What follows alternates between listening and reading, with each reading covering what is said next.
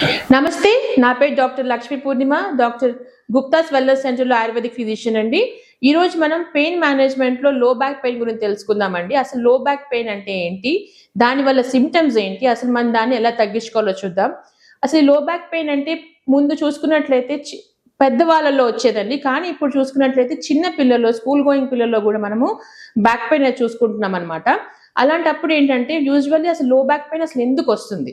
నార్మల్‌గా చూసుకున్నట్లయితే ఎవరైతే డెస్క్ జాబ్స్ అండి, మార్నింగ్ 9-7 గానీ, ఎంత లాంగ్ స్టాండింగ్‌గా ఎవరైతే కూర్చొని కంటిన్యూయస్‌గా డెస్క్ జాబ్స్ చేస్తుంటారో, ఆల్మోస్ట్ చూసినట్లయితే సాఫ్ట్‌వేర్ ఇంజినీర్స్ కానీ, బ్యాంక్ ఎంప్లాయీస్ కానీ, డాక్టర్స్ కానివ్వండి, ఎవరైనా గూడా వాళ్ళేంటంటే వాళ్ళ స్పైన్ పైన ఒకటే పోస్చర్‌లో ఎక్కువ సేపు కూర్చోవడం వల్ల ఏంటవుతుందంటే, వాళ్ళకక్కడ కంప్రెషన్ అనేది జరగడం అనేది జరుగుతుందనమాట. అలానే ఎవరైతే ఓవర్‌గా ట్రావెల్ చేస్తూ ఉంటారో టూ వీలర్‌లో, వాళ్ళకి కూడా ఏంటంటే ఆ బ్యాక్ పెయిన్ రావడం ఛాన్సెస్ అనేది చాలా ఉంటుంది. ఇంకా ఫీమేల్స్‌లో చూసుకున్నట్లయితే లో బ్యాక్ పెయిన్ అసలు ఎప్పుడు వస్తుంది అంటే మెన్స్ట్రల్ టైమ్‌లో వస్తుంది. అలానే ఇంకా చైల్డ్ బర్త్ తర్వాత కూడా వాళ్ళకి ఎందుకంటే స్పైనల్ ఇంజెక్షన్స్ అవన్నీ ఇస్తుంటారు కాబట్టి వాళ్ళలో కూడా ఈ పెయిన్ వచ్చే ఛాన్సెస్ చాలా ఎక్కువగా ఉంటుంది. అసలు మనం ఈ లో బ్యాక్ పెయిన్ అసలు వస్తే సిమ్టమ్స్ ఎలా ఉంటాయి? చాలా మంది చూసుకున్నట్లయితే లో బ్యాక్ పెయిన్‌లో ఏంటంటే మనకి స్పైనల్ డిస్క్స్ ఉంటాయి కదండీ! మనకి సర్వైకల్, లంబార్, థొరాసికల్ వర్టిబ్రేస్ ఉంటాయి. ఆ వర్టిబ్రేస్ ఎప్పుడైతే లంబార్ వర్టిబ్రేలో ఈ డిస్క్ స్పేసెస్ మధ్యలో మనకి ఎప్పుడైతే డిస్క్ బల్జెస్ కానీ, డీజనరేటివ్ చేంజెస్ కానీ, లేకపోతే డిస్క్ థిన్నింగ్ గానీ, అలా డిఫరెంట్ యాస్పెక్ట్స్ అనేవి ఉంటాయన్నమాట. ఇన్ కేస్ ఆఫ్ డిస్క్ బల్జ్‌లో కూడా ఏంటంటే మనకి ఆ కంప్రెషన్ వల్ల చాలా మందికి సయాటికా ప్రాబ్లమ్ వచ్చే ఛాన్సెస్ కూడా ఉంటుంది. అలాంటప్పుడు ఏంటంటే ఓన్లీ మెడికేషన్ తీసుకున్నంత మాత్రాన మీకు ఆ పెయిన్ మేనేజ్‌మెంట్ అనేది జరగదు. కానీ మన ఆయుర్వేదంలో చూసుకున్నట్లయితే దానికి అద్భుతమైన ట్రీట్మెంట్స్ అనేవి ఉంటాయి. పంచకర్మ ట్రీట్మెంట్స్ అని. దానికేంటంటే కటివస్తి అని, పత్రపొట్టలి అని డిఫరెంట్ ఆస్పెక్ట్స్ ఆఫ్ ట్రీట్మెంట్స్ అనేవి మనము టూ వే ట్రీట్మెంట్ ద్వారా చేస్తామనమాట. అలాంటి ట్రీట్మెంట్ అప్పుడు ఏంటంటే మనం internal medication along with external therapies ద్వారా కూడా మనకి ఈ ప్రాబ్లమ్ చాలా వరకు రెక్టిఫికేషన్ అయితే అవుతుంది.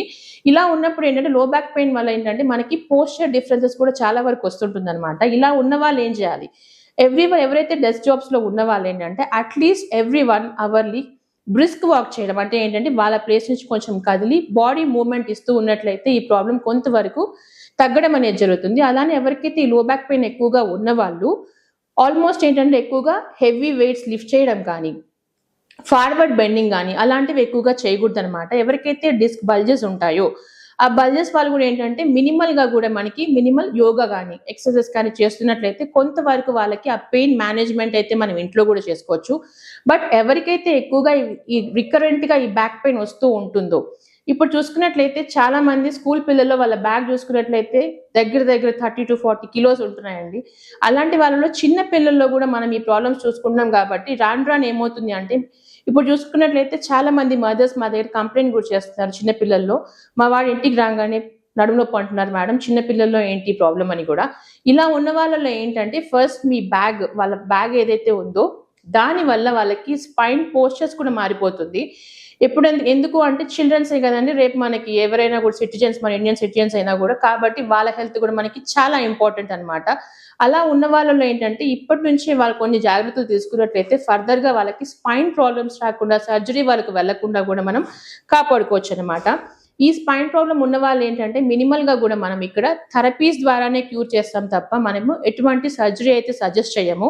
అన్‌లెస్ వాళ్ళ ప్రాబ్లమ్‌ని బట్టి మాత్రమే. కానీ మన వెల్‌నెస్ సెంటర్ చూసుకున్నట్లయితే ఏంటంటే ఇక్కడ ఇంకోటి బ్యాక్ పెయిన్ వచ్చే ఛాన్సెస్ వల్ల ఒక సింప్టమ్స్ ఏంటంటే కాన్‌స్టిపేషన్ అండి. ఆ కాన్‌స్టిపేషన్ వల్ల ఏంటంటే ఫస్ట్ ఎప్పుడైతే మీ గట్ హెల్త్ కరెక్ట్‌గా ఉండదో చాలా మందికి కూడా ఈ కాన్‌స్టిపేషన్ ప్రాబ్లమ్ కూడా రికరెంట్‌గా వింటూ ఉంటాం. ఎప్పుడైతే మనం స్ట్రీనర్స్‌గా వెళ్ళాల్సొస్తుందో మోషన్ అనేది, అక్కడ మనకి ప్రతి నరం కూడా బాగా గట్టిగా పట్టడం అని అవుతుంది. దానివల్ల కూడా మీకు ఎవరికైతే ఈ డిస్క్ ప్రాబ్లమ్స్ ఉన్న వాళ్ళలో కూడా కంప్రెషన్‌కి లోనై మీకు ఇంకా బ్యాక్ పెయిన్ వచ్చే ఛాన్సెస్ ఉంటుంది కాబట్టి ఈవెన్ ఈ లో బ్యాక్ పెయిన్ వాళ్ళు కంపల్సరీగా వాళ్ళ గ్యాస్ట్రిక్ హెల్త్‌ని కూడా కన్సిడర్ చేసుకుంటే తప్ప మీకు ఈ లో బ్యాక్ పెయిన్ అనేది తగ్గదనమాట. అదే మన వెల్‌నెస్ సెంటర్‌లో చూసుకున్నట్లయితే డిఫరెంట్ థెరపీస్ అనేవి ఉంటాయి.